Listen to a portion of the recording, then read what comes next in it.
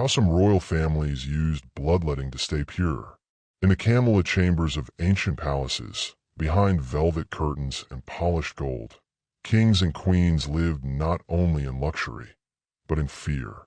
Fear of disease, fear of impurity, fear of anything that might weaken the divine blood flowing through their veins. To them, royal blood was sacred, believed to be chosen by gods, ancestors, or fate itself. And to protect that blood, they let it bleed. It was called bloodletting, a practice that dated back thousands of years, rooted in the ancient belief that sickness and imbalance came from too much blood, or bad blood, circulating in the body. For peasants, it was often done with leeches or crude knives, in damp backrooms of apothecaries. But in royal courts, it was ritual. In 16th century Europe, noble physicians wore fine robes and used silver instruments. On scheduled days, usually in the early morning when the moon was waning, they would prick open a vein in the arm or foot of a monarch and draw out precise amounts of blood. Sometimes a cup, sometimes much more. One French queen reportedly bled over 2 liters in a single week, trying to cleanse her humors. Her ladies-in-waiting noted how pale she grew, how cold her hands became, but the bleeding continued. Why? Because purity wasn't about health, it was about image. In Spain, a young prince was bled from the age of 6. His doctors believed that too much royal blood might inflame his mind, making him prone to rebellion or madness. They drained him every month, carefully, methodically, until he grew thin, nervous, and ill. He died at 17, but the courts said he had been cleansed. In the Russian Empire, bloodletting was tied not just to medicine, but to sin. Tsarinas believed that bleeding could wash away spiritual impurity, especially before childbirth, marriage, or coronation. One empress ordered her chambermaids to bring the bleeding bowl every full moon, claiming it calmed her mind and whitened her soul. Behind closed doors, they would slice her palm with a golden blade. She never screamed, only stared into the firelight, whispering old Orthodox prayers as her blood dripped into the bowl.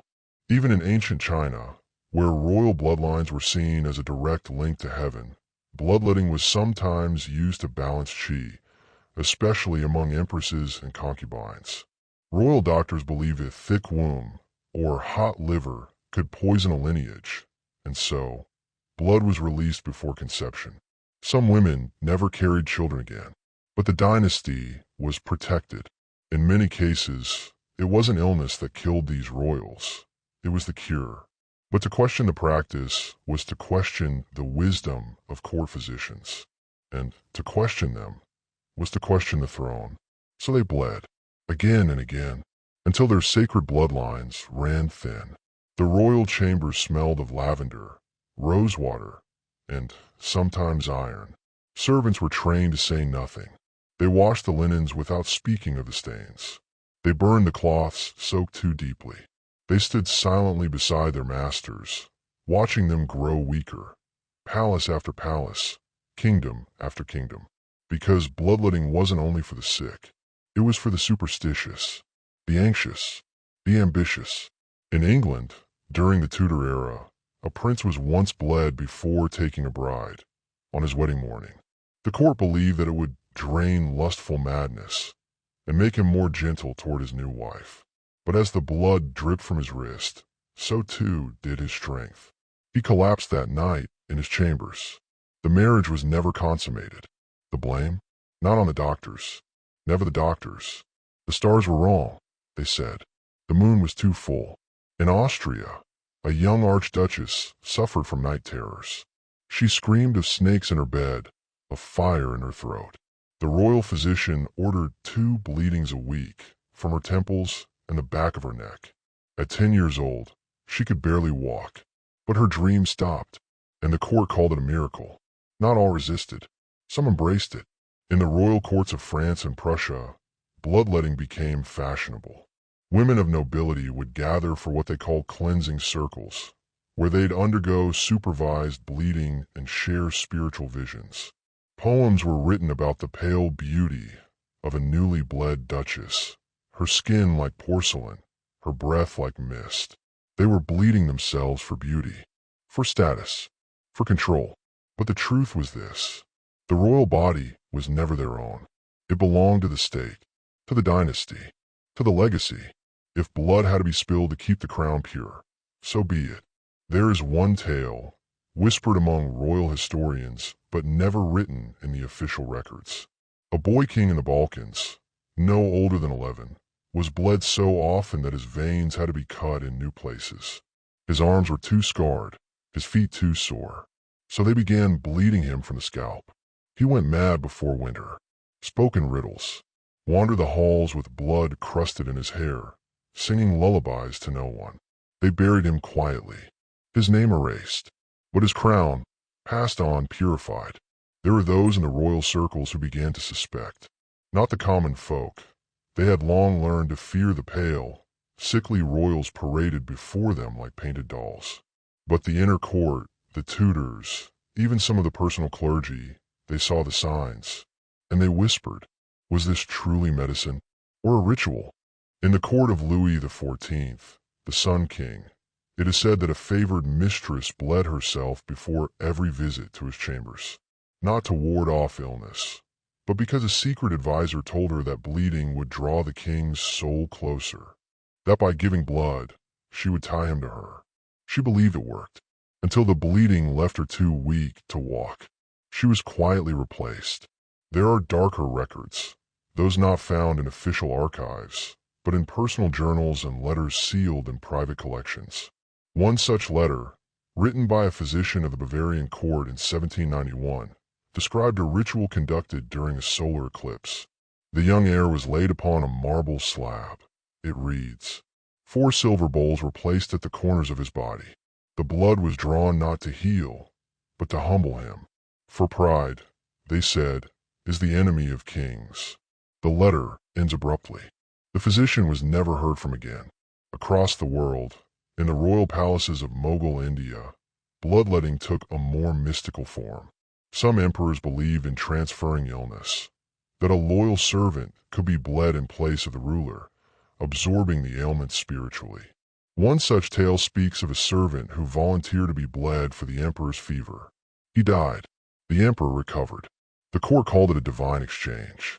In ancient Persia, the Zand dynasty kept a sacred physician, part doctor, part priest. Before coronations, he would prick the soles of the new ruler's feet and bleed them on his sacred stones, said to carry the essence of past kings. If the blood didn't bead evenly, the heir was declared unworthy. One young prince's blood soaked too fast. He was never seen again. Another's clotted before it touched the stone. He was crowned by sunset. And perhaps most chilling of all, in a locked vault beneath a forgotten Eastern European palace, there are records, sealed in iron boxes, of a royal family that believed in the final purity. Every time a royal child was born, a measured ounce of their blood was extracted, placed in crystal vials, and stored in a hidden chamber. Why?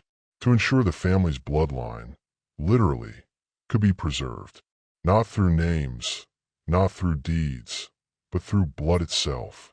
The castle burned during the war, but legend says the vials were never found. As kingdoms rose and fell, the blades remained, hidden in velvet boxes, inscribed with family crests. Some were passed down like swords, ceremonial, sacred, not weapons of war, but of cleansing.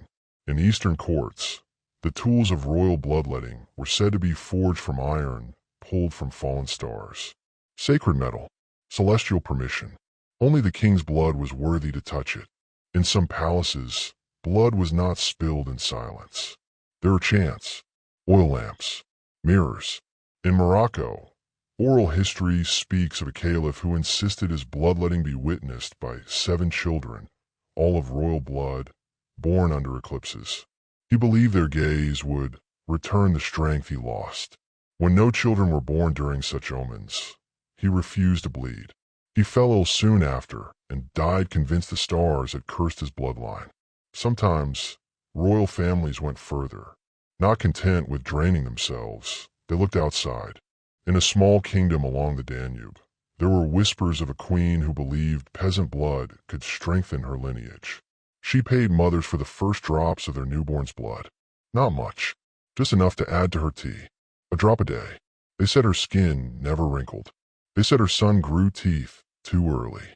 They said nothing when the villagers began to disappear. In one chilling account from the Russian royal court, Tsarina kept a book of bleeds, a hand-bound leather journal where she recorded the dates, times, moon phases, and moods during each bloodletting. She claimed to see patterns, warnings, symbols drawn in veins. On the third hour, eat blood a crescent. The empire will break like a moon. She was dismissed as mad, until her prophecy came true, on the eve of the Russian Revolution. And one of the bodies, not all survived, not all were buried. One rumor tells of a crypt beneath a German fortress, filled not with the dead, but with preserved corpses of royals who bled themselves to death in pursuit of purity. Their bodies arranged in a circle, veins still tied, bowls still full. A secret, a warning. And yet, even as modern medicine rose and science dismissed the practice, the bloodletting never truly stopped. It simply changed form. Private physicians, hidden rooms, modern tools. Royal families still exist today. Some say, quietly, cautiously, that a few still believe in the old ways. No longer for health, but for tradition. A drop before coronation, a vial before marriage. Whispers say the House of Windsor, the Romanovs before their fall, and certain Eastern dynasties all had private rituals, unspoken, unrecorded, but remembered. The old tools, silver lancets, carved bowls, blood-stained linens, have been tucked away into private museums, sealed libraries, and forgotten vaults. Most believe them to be relics of superstition, part of a darker, outdated past. But not all. There are families whose names still carry titles, whose bloodlines still claim divine right, whether ceremonial or cultural, and among them, rumors persist. In 1984, during a high-profile royal wedding in Europe, a palace maid reported seeing a small porcelain dish delivered to the bride sweet hours before the ceremony. It held a folded linen and what she described as a deep red stain. The item was quickly removed. No explanation was given. The maid was dismissed weeks later. She tried to sell her story, but no paper would print it. Somehow, the documents vanished. In the Middle East, a royal cousin attending a European boarding school reportedly told his roommate that every heir must offer a drop or risk the curse. When asked what that meant, he smiled and said, "The blood must remember who it belongs to." That same boy collapsed during a fencing match months later. A seizure. No medical cause ever found. His body was flown back to his country within hours. Autopsy denied. There are even rumors surrounding a certain Eastern European lineage, now nearly erased by war and revolution, whose descendants meet once a decade in a castle ruin. There, they reportedly light candles on rusted sconces, stand before a family crest, and draw a single drop of blood, each into a silver basin. Not for healing, not for cleansing, but to keep the name alive. They call it the Oath of the Vein. And perhaps the most chilling of all, an alleged video, buried deep within the dark web, shows a silent ritual in what appears to be a royal chapel. Hooded figures. A young man, dressed in embroidered linen, extends his arm. A gloved hand pierces the skin. The blood is caught in a crystal dish. The figure holds it aloft. The video cuts. Attempts to trace the footage have failed. Those who shared it. Accounts deleted. One vanished completely. Of course, these are only stories. A tapestry of whispers. Legends told beneath breath, around fires, through encrypted messages. But in every legend, there is a sliver of truth. And if you ask certain historians or medical archivists, or the rare physician who served behind royal doors, they will pause. They will glance at the camera, and they might say, blood has always been symbolic to the powerful. But with some families, it's still a currency. The world outside has moved on. We have digital crowns now, glass palaces, monarchs who smile for the camera and give interviews. We see charity, glamour, diplomacy, but not everything is on display. Because what is ancient often become sacred. And what is sacred is never abandoned, just hidden. There is an unspoken rule in royal circles. Never ask about the family physician's private room. Never question the iron cabinet locked beneath the chapel stairs. Never touch the books that bear no titles, only initials and fading ink. In one quiet Scandinavian palace, a modern nurse swore she saw a young royal led into a room, barefoot, trembling, draped in silk. Moments later, she heard chanting. She quit that week, signed an NDA, moved to the countryside. She later told her sister, they weren't healing him, they were marking him. Some say blood memory is real, that the DNA in royal blood carries not just genetic traits, but loyalty, divine obedience, a sense of inheritance far older than crowns or thrones. One academic theorized that bloodletting, especially in early childhood, was used to awaken ancestral memory in royal heirs, to remind them, you are not your own. You belong to a lineage that must never break. And what of today? A leaked photo in 2017 showed a well-known young royal with an unusual scar on the inside of his forearm. The palace claimed it was from fencing, but others noted the clean shape, the surgical precision, the way the surrounding skin had been iced. An old ritual, done in a modern room. The oldest empires may have fallen, but the belief remains. That blood, royal blood, is more than biology. It is promise. It is burden. It is price. And somewhere, right now, beneath a marble floor or behind a locked mahogany door, a blade still waits. Polished, sterile, ready. Because when the time comes to crown the next heir, the blood must flow, just as it always has. Not everything is written in the history books. But if you know where to look, old monasteries, forbidden archives, banned books bound in skin or stitched with human hair, you'll find pieces. Scatter references, symbols, diagrams of the vessel, a royal body marked for ritual use. In one 16th century manuscript, hidden beneath a psalm, a monk had scribbled, those of the crown carry not just the name, but the blood that must be drained to keep the stars aligned. No historian could explain it, because they weren't meant to. And then there's the strange pattern. Every few decades, across royal families around the world, a sudden illness. No cause, no symptoms that make medical sense. Only weakness, pallor, fainting, and then mysterious recovery. One royal archivist, anonymous, once stated, they don't go to hospitals. They go home, where the old methods still wait, wrapped in cloth beneath the chapel floorboards. Occasionally, a curious journalist digs too deep.